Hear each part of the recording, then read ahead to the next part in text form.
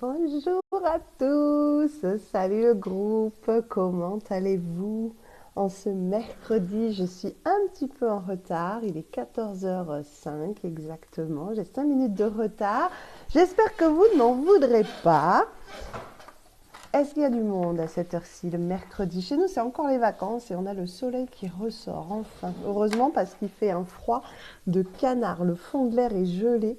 C'est terrible. Je viens d'aller essayer de boire un café au soleil. J'ai réussi. J'étais à l'abri du vent, mais alors le fond de l'air est gelé. Bonjour tout le monde. Un petit pouce, ça veut dire merci Françoise. Ça veut dire qu'on m'entend bien. Bonjour Françoise. Coucou Choupi. Salut Margot. Enchantée, coucou Amandine, bonjour, bah, tout va bien. Alors non seulement vous êtes là, mais en plus vous m'entendez et j'ai les commentaires. Écoute, c'est un jour idéal. C'est super parce que je voulais vous parler aujourd'hui. J'en ai parlé un petit peu dans le séminaire en ligne de vendredi dernier et celui de mardi sur la mobilité. Bonjour Isabelle, bienvenue. Voilà, j'en ai parlé un petit peu. Karine, je viens de t'envoyer un messenger si tu peux regarder. Coucou Karine, coucou Céline, je suis ravie de vous avoir là. Merci de m'accorder votre temps et de vous accorder ce temps. C'est de ça qu'on va parler aujourd'hui. De comment, bonjour Céline, de euh, comment faire pour allez, ça y est, on y va, je prends soin de moi, je prends une action, je prends un temps, parce que souvent les actions, ça demande du temps, pour moi, pour ma santé, pour mon corps. Je sais que vous êtes nombreuses et nombreux, enfin surtout, c'est assez féminin peut-être ça, ou alors c'est parce que moi j'ai plus de jantes féminines dans mes liens. Mais on a souvent du mal à s'octroyer du temps pour soi et vous êtes nombreuses à me revenir justement avec cette problématique-là. Il y a toujours mieux à faire pour les autres. Alors, si ce n'est les enfants, c'est le mari ou aller prendre soin de sa mère ou penser aux chiens, aux animaux, à la maison, au travail. Vous avez toujours mieux à faire et vous passez toujours après. Moi, ce que je... Ok, super, Karine, on en reparle. Moi, ce que je veux, en fait, vous essayer de vous faire comprendre, c'est qu'effectivement, souvent, vous avez ce problème de passage à l'action, de dire, allez, je m'investis en moi, je prends du temps pour moi, pour m'occuper de ma santé, euh, parce que il y a aussi ce problème d'alignement et de s'octroyer du temps, ça veut dire, en fait, s'aimer aussi. Et donc, on touche bien évidemment à l'amour de soi et à l'estime de soi. Est-ce que moi, je mérite qu'on passe du temps sur moi? Est-ce que, voilà, c'est tout ça en fait qu'on essaye de travailler dans les coachings, dans les accompagnements, parce que bien souvent, c'est pas évident de passer ce cap-là. Je voudrais vous donner une technique très concrète pour justement vous aider à passer ce cap. Coucou à Pauline, bonjour Sylvie qui vient de nous rejoindre. Comment passer justement ce cap et se dire, eh ben oui, je vais commencer à prendre soin de moi, je vais donc commencer à m'octroyer un petit peu de temps, ça peut être un peu de temps au départ et puis vous augmentez petit à petit par la suite quand vous voyez les bienfaits, mais en tout cas vous tournez vers vous. Et comment en fait on va toucher aussi à cette notion de motivation, comment voilà, ben, me mettre en marche, je pense que la symbolique de la marche est tout à fait indiquée à ce niveau-là. Comment commencer ce chemin d'amour de soi, de réconciliation à mon corps et surtout le fait de m'octroyer ce temps. Si on parle de la mobilité, puisque c'était donc le sujet du séminaire en ligne la semaine dernière, si on parle de mobilité, justement, se motiver à travailler sa mobilité. Par exemple, vous savez, je vous le répète très souvent, la routine matinale, faites vos étirements le matin, travaillez chaque jour 5 minutes sur ça, faites des automamours, des automassages sous la douche, envoyez-vous des bonnes énergies, envoyez des bonnes énergies encore plus aux membres qui vous font râler, qui vous saoulent, qui sont là, qui vous empêchent, qui traînouillent à la marche, etc. Envoyez-leur à ces membres de la bonne énergie, de l'énergie d'amour. Donc tout ça, ça se fait pas tout seul, hein, c'est un chemin. Et encore une fois, vous faites un petit pas après un autre, c'est important. Mais pour se mettre en route, et par exemple si on parle de la mobilité, pour avoir une motivation, de travailler cette mobilité, il faut, je le disais dans le séminaire, que vous connectiez cet acte, cette mobilité, il faut que vous la connectiez à un but profond et à une raison émotionnelle pour vous. Il faut que vous connectiez à de l'émotionnel pour que ça vous remplisse tellement, que vous viviez tellement le but à atteindre de manière tellement plénière que eh bien, c'est la juste logique que de se mettre en marche et que de commencer à s'octroyer du temps et à faire des choses bonnes pour notre santé. Coucou Emmanuela, salut Aurélie, coucou Lily. Oh bah dis donc, il y en a du monde ce matin, c'est super. Un petit poussin qui sort de l'œuf. J'adore l'idée, j'adore l'idée.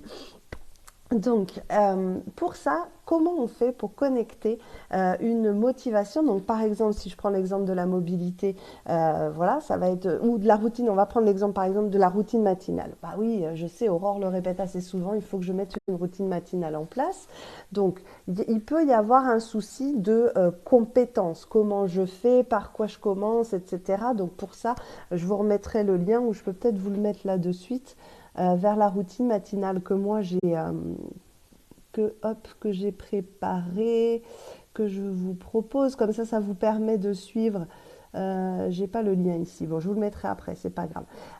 Ça vous permet au niveau du coup, bah moi je sais pas par où commencer, comment tourner ma jambe, comment tourner mon truc. Voilà, ça vous permet d'avoir une vidéo, un plan clair à suivre, quelque chose qui dure 5 minutes. Ça c'est accessible à tout le monde, c'est de l'ordre de la, j'ai pas la compétence sportive de m'échauffer, de m'étirer, je sais pas comment faire, je prends le savoir quelque part et je le fais. Mais le fait de se mettre en route, le fait justement d'aller chercher l'info, et surtout tous les matins, de se lever et de se dire purée, je suis fatiguée, j'ai mal partout, je dois prendre ma routine matinale.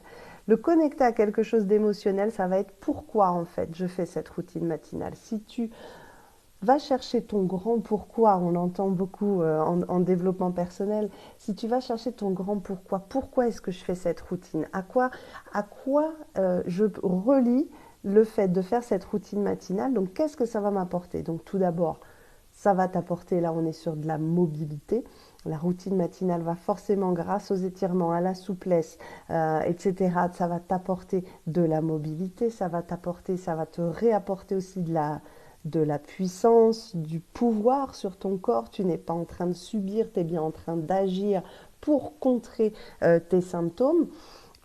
Ça va te l'apporter. Mais ça, c'est très bien. C'est les gros sujets, c'est le théorique, entre guillemets. Enfin, c'est loin d'être théorique, mais ça va t'apporter de la mobilité, ça va t'apporter une reprise de pouvoir sur les choses, sur ton corps et stopper l'évolution de la perte de mobilité. Donc, c'est quand même 2 points très importants.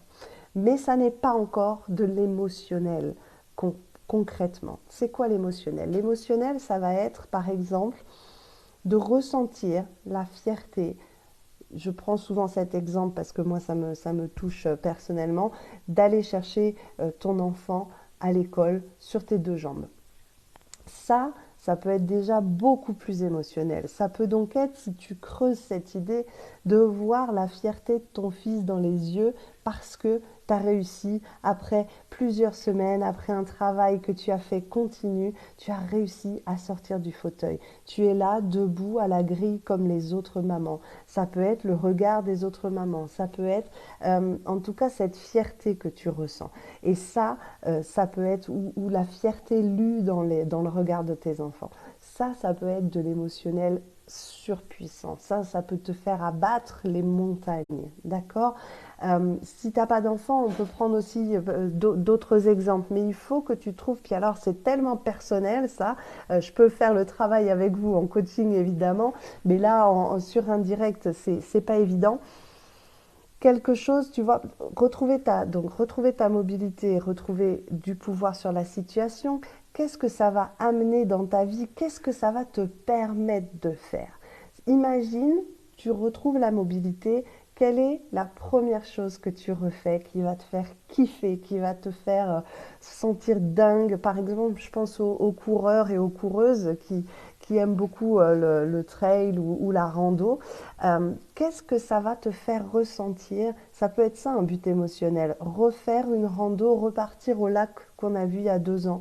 J'aimerais y retourner sur mes 2 jambes, etc. Ça peut être ça aussi, l'émotionnel. Donc l'exercice au concret, c'est de trouver ce but-là, de trouver cette émotion intense que tu cherches à revivre en recouvrant ta mobilité, donc en faisant ta routine matinale. Tu vois, c'est toujours un greffé.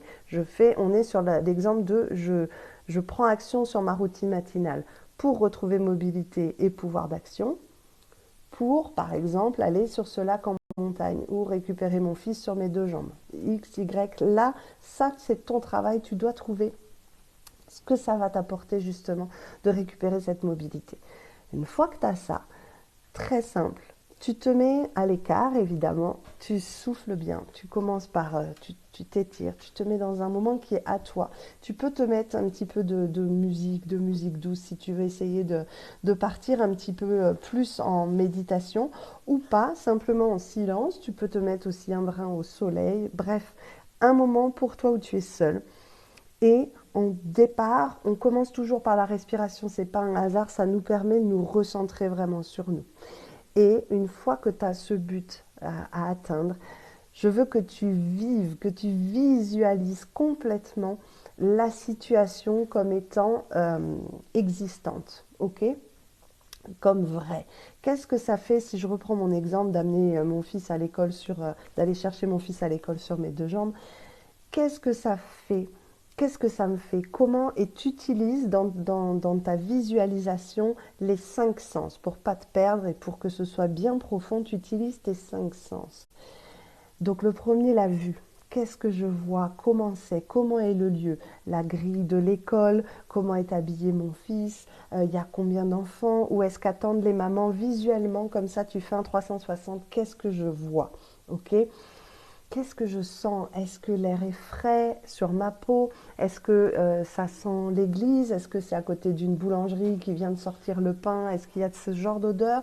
Tu peux y aller, tu y vas à fond et tu es à fond dans la visualisation.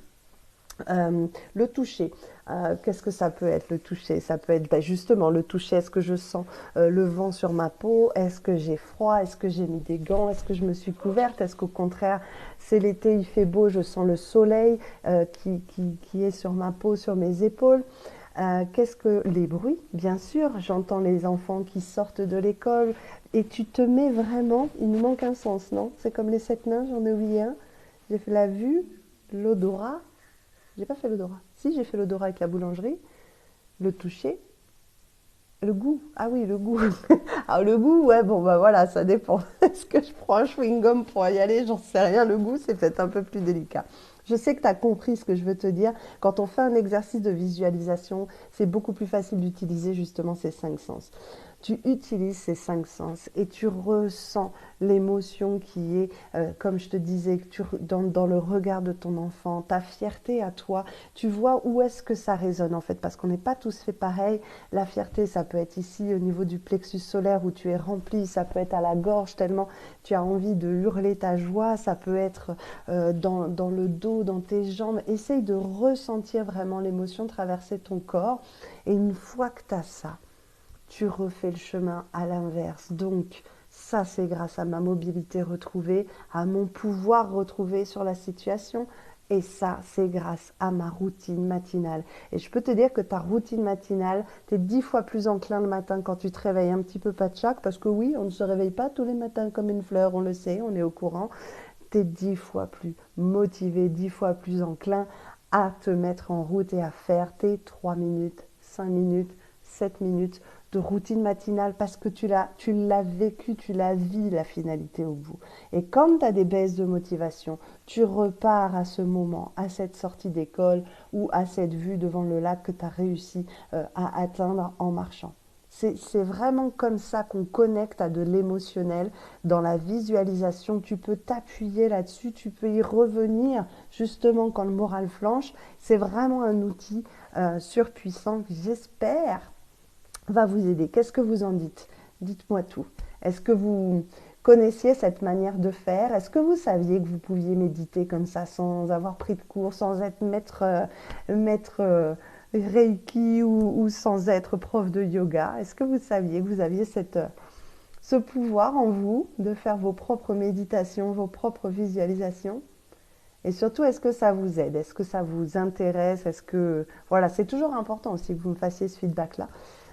Parce que du coup, voilà, pour moi, ce sont des choses vraiment pratico-pratiques, mais tellement efficaces. Et si tu attends, comme je disais dans le séminaire, si tu attends que la motivation, elle tombe du ciel, tu peux toujours attendre. La motivation, elle ne vient pas comme ça.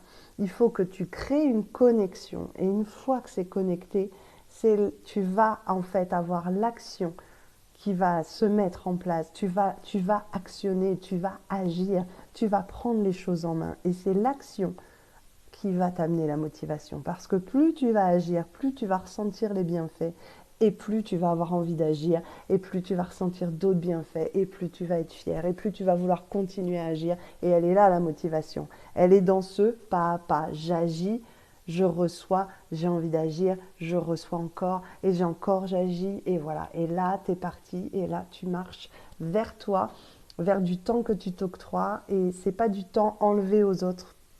Bien au contraire, puisque tu travailles pour toi, tu travailles pour ton mieux-être, tu peux faire la même chose pour le moral, tu peux faire la même chose pour plein de choses, et donc améliorer la vie de ton entourage aussi. Et puis, bonjour l'inspiration et le rayonnement que tu as autour. Voilà, j'espère que ça vous a plu, que cette aide concrète, vraiment dites-moi s'il vous plaît, si vous le faites, si vous faites un exercice de visualisation, même si vous avez l'impression d'avoir un peu raté, d'avoir un peu machin, faites-moi part de vos expériences, de vos commentaires, ça m'intéresse beaucoup déjà de partager. Et puis après, ça m'intéresse aussi parce que moi, ça m'aide aussi à établir derrière mes programmes pour vous aider au mieux, être au plus juste. Et voilà, je vous souhaite une belle journée. Gros bisous. Merci d'avoir été là.